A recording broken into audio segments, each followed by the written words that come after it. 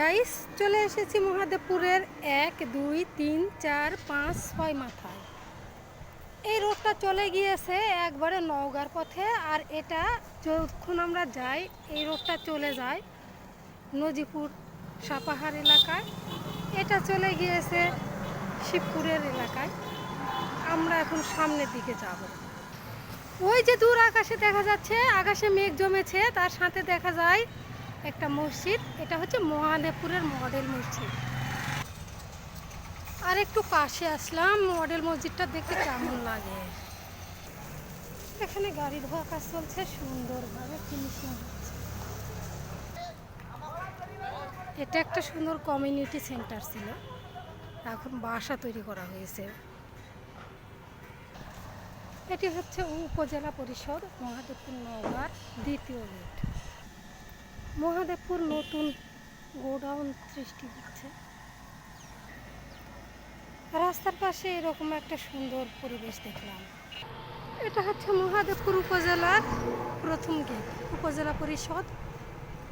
এদিক দিয়ে প্রথম গেট ধরা হয়। মহাদেবপুরের ঐতিহ্যবাহী সেই খড়ের হাট। Jamuna bank PLC. এটা মহাদেবপুরের ঐতিহ্যবাহী আর একটা স্থান, বকের মোড়। বকের মোড়ের চারিদিক দিয়ে এখন দেখেন দোকান হয়েছে।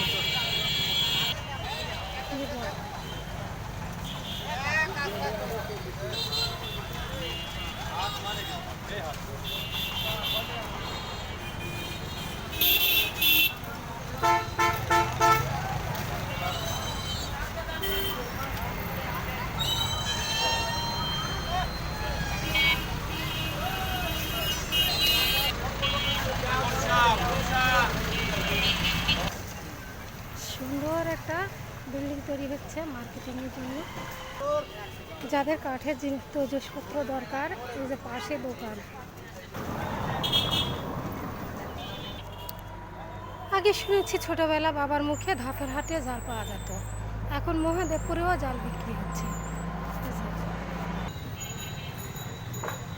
মহাদেবপুরে পোস্ট অফিস মোড়। পোস্ট অফিস মোড়ে মূলত 5টা মাথা দেখা যায়। এই যে 2 নাম্বার, সামনে 3, 4, 5। এটি পোস্ট অফিস। এটা মহাদেবপুর কেন্দ্রীয় জামে মসজিদ। মসজিদের ভিতরে এই যে দেখেন এরকম, এই যে শাপলা ফুল পানি ছাড়া ফুটে আছে।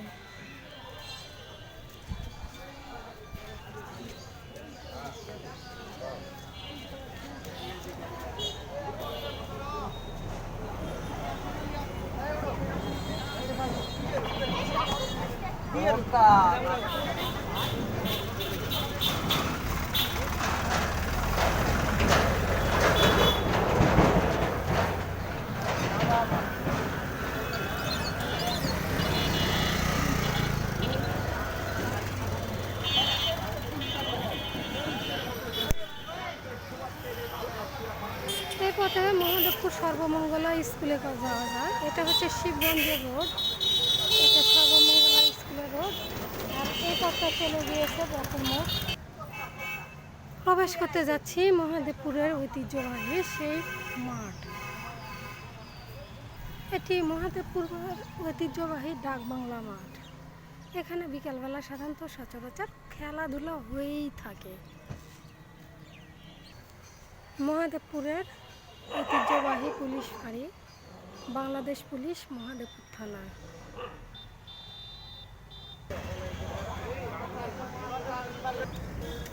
পথ চলতে চলতে তৃষ্ণা লেগেছে, তৃষা নিবারণের জন্য ডাব খাবো।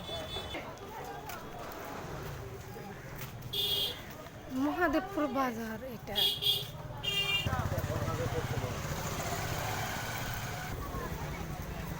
চলে আসলাম কাপড়পট্টি, মহাদেবপুর বসতে হোটেল।